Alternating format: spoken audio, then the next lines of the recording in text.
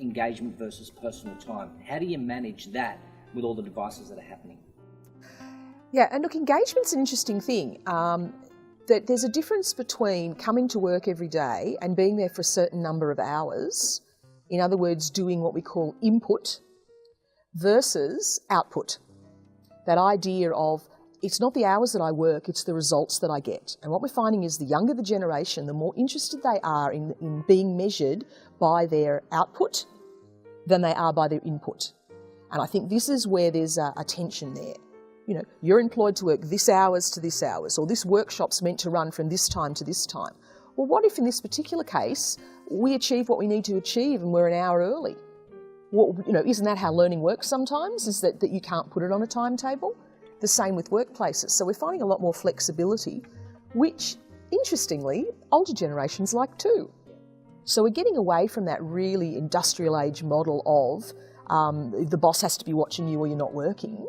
There's a lot of younger people who actually are very productive, but they just don't want to follow those rules that say you must have, you know, must be sitting in that seat for this many hours a day, even if you're not doing anything. So that's the point, I think, where it floors me, is that, you know, you don't have to be sitting in that seat from the 9 o'clock to 5 o'clock, those hours. Mm-hmm.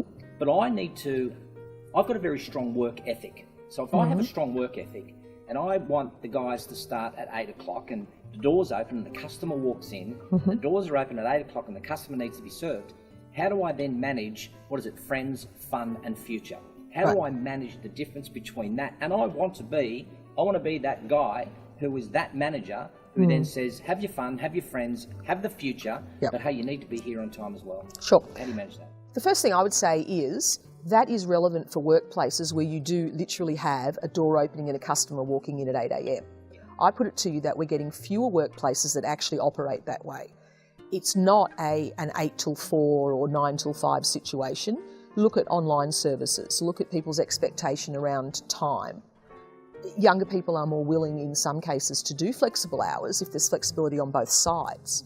So I think you've got to make sure that your metrics of what is considered good work ethic, which is turning up at the time I say you should turn up, is actually relevant to the work you're doing. If the door opens at 8 a.m. and you need to be there for that person to walk in, absolutely. But if you've just put that metric on because that's what you've always done, then you're going to be really hard to get their buy-in on it and say, well, what's the reason behind this? Why is the favourite question of younger generations? Give me a good reason why we need that, and then you may well convince me. But if it's just because we've always done it that way, because I say so, because that's just tradition, then you are going to get yourself in trouble.